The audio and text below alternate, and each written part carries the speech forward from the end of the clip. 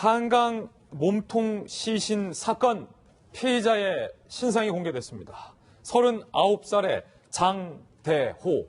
이 장대호는 평소에도 폭력성과 반사회성을 보여왔습니다. 그가 남긴 섬뜩한 댓글도 확인이 됐습니다. 먼저 신상 공개 내용부터 확인해 보시죠. 한강 몸통 시신 사건 피의자 장대호. 39살의 장대호. 신상 공개됐어요. 손님을 살해하고 시신을 심하게 훼손한 뒤 한강에 유기하는 등 범죄 수법이 잔인하고 그 결과가 중대해 신상을 공개하기로 결정한다. 정신감정도 이뤄졌는데 사이코패스 성향은 발견되지 않았다. 장대호의 신상 공개하기로 결정했기 때문에 저희들도 이 시간부로 장대호의 얼굴에 더 이상 모자이크를 치지 않겠습니다. 장대호의 모습 함께 보시죠. 자, 모자이크를 벗긴 39살 장대호의 모습입니다. 앞으로 경찰과 검찰 수사 과정에서 자연스럽게 얼굴 전체가 공개가 될 것으로 예상이 됩니다. 경찰은 더 이상 신상을 보호하지 않기로 결정을 한 겁니다. 공개하기로 결정을 한 겁니다. 장대호가 평소에 남겼던 소름 돋는 댓글들도 오늘 새롭게 드러나고 있어요. 함께 보시죠. 지난 2004년부터 2017년까지 무려 13년 동안 포털 사이트 질문하는 코너 있잖아요. 거기에 답변을 본인이 남겨왔던 사실이 확인됐어요. 안락사를 원한다는 여성의 질문에 대해서 얼굴도 예쁜데 왜 안락사? 어떤 사연이 있는지 나에게 연락을 달라. 라는 댓글을 남겼습니다. 그리고 학교 폭력 겪고 있다는 한 학생에게 의자로 때려라. 무조건 싸워야 한다. 라는 댓글. 모텔 진상 유형별 대처 노하우라며 진상이 오면 육두문자와 함께 폰으로 위협하고 진상이네 라고 대놓고 말해야 한다라는 댓글들을 남겼는데 사실 이보다 더 잔인하고 폭력적이고 심각한 댓글이 있었지만 저희가 방송에서 소개할 수 없는 수위이기 때문에 여러분들에게 있는 그대로 댓글을 모두 다 소개하지 못한다는 사실을 양해 부탁드리겠습니다. 이수진 교수님. 네. 이 교수님하고 저는 이미 그 잔인한 댓글을 다 이제 읽어본 후인데 네. 한 가지 우회는 사이코패스가 아니다. 경찰이 이렇게 얘기했어요. 그 사이코패스냐 아니냐를 판정하는 그 평가의 기준 자체가 사실은 어릴 때부터 비행력이 누적되고 또 전과력도 누적되고 이래야 점수가 올라가게 돼 있거든요. 그렇기 때문에 지금 이 사람 같은 경우에 전과가 없습니다. 네. 그리고 대부분의 생활을 혼자서 은둔형 외톨이처럼 산 사람이에요. 그러다 보니까 공식적인 이제 전과 기록도 없고 뭐 소년 전과 기록 물론 없고 그러다 보니까 점수가 높지 않아서 결국에는 분명하게 사이코패스다라고 단정하기는 어렵다는 얘기지.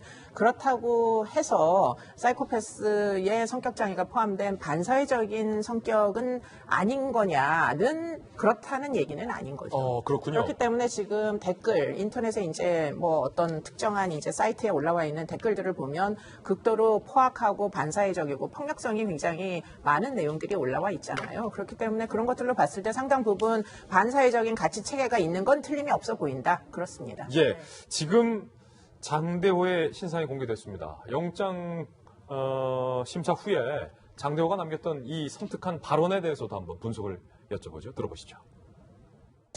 자고 있는 피해자를 공격하신 건가요? 아까 말씀드렸잖아요. 그 사람이 먼저 계속해서 저한테 시비를 걸고 먼저 주먹으로 제 배를 치고 얼굴을 때리려고 그랬어요. 그리고 다른 데로 가라 그랬는데 끝까지 안 가고 개겼습니다. 시신은 왜 잔혹하게 해주신 거예요? 처리를 하려니까 그렇게 됐습니다. 국민들께서 보고 계신데 피해자의 어떤 행동에 그렇게 화가 나신 건가요? 이제 마지막으로 하고 싶은 말, 다음 생에 또 그러면 너 나한테 또 죽어. 이 교수님, 네. 다음 생에 그러면 너 또 죽어라는 발언, 그리고 아까 댓글에서 남겼잖아요.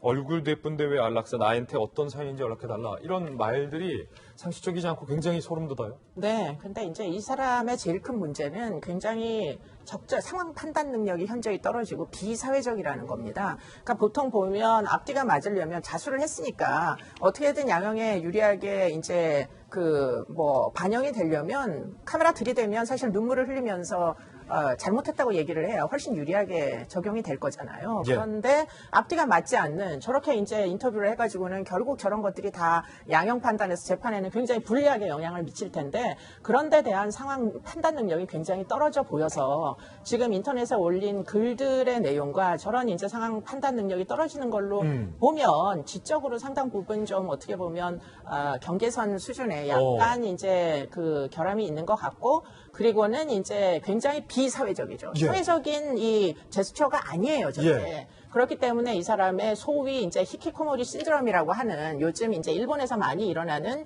지금 이제 혼자 살던 사람들이 이렇게 공공장소로 뛰어나와가지고 사람을 죽이거나 하는 그런 사건의 연장선상에서 이 사람의 부적응을 이해해야 되는 거 아닌가 그런 생각이 듭니다. 히키코모리 신드롬. 예. 경찰의 수사 태도에도 논란이 일고 있습니다. 자수를 거부했던 것에 이어서 수사에도 또 허점을 보였습니다.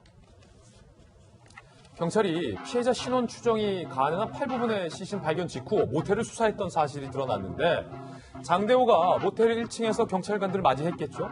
그런데 범행 당일의 흔적을 지운 CCTV, 그러니까 본인의 장면을 싹 지운 CCTV를 보여주면서 모텔이 낡아서 고장이 잘 난다. 셋톱박스 복사해 줄 테니 가져가라. 그런데 경찰이 그럴 필요까지는 없다라고 거절했다는 거예요.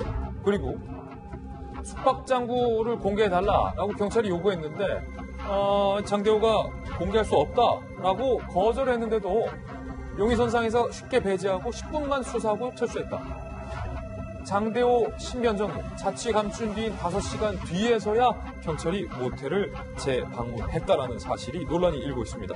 손수희 변호사님, 네. 경찰 해명이 좀 황당해요? 그렇습니다. 우여곡절 끝에 자수를 했어요. 그리고 다행히도 지금까지는 추가 피해가 없는 것으로 확인되고 있습니다.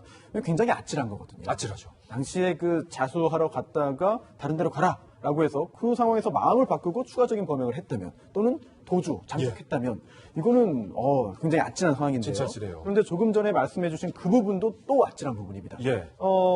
현장에 가서 이야기를 나눈 거예요. 그런데 의심할 정황이 충분히 있는데도 10분 만에 일단 현장을 모텔을 떠났거든요. 그렇다면 나중에 물론 결과적인 분석입니다만 이미 최초부터 용의 선상에 올릴 수 있지 않았겠느냐. 네. 또는 10분 동안 이상한 내용의 대화를 했을 때 그 상황에서 의심을 할 수 있지 않았겠느냐.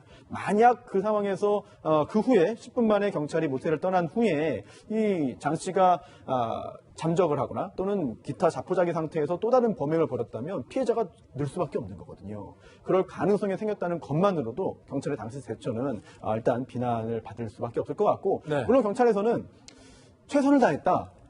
그리고 실질적인 피해가 없는 거 아니냐라는 그런 항변을 할 수도 있어요. 네. 그 부분도 맞습니다. 하지만 국민들이 경찰을 바라볼 때는 최선을 다하는 것뿐만 아니라 최선의 결과를 이제 보이기를 명언이- 원하는 거거든요. 예. 그런 두 가지 측면이 모두 충족되기를 바라겠습니다. 예.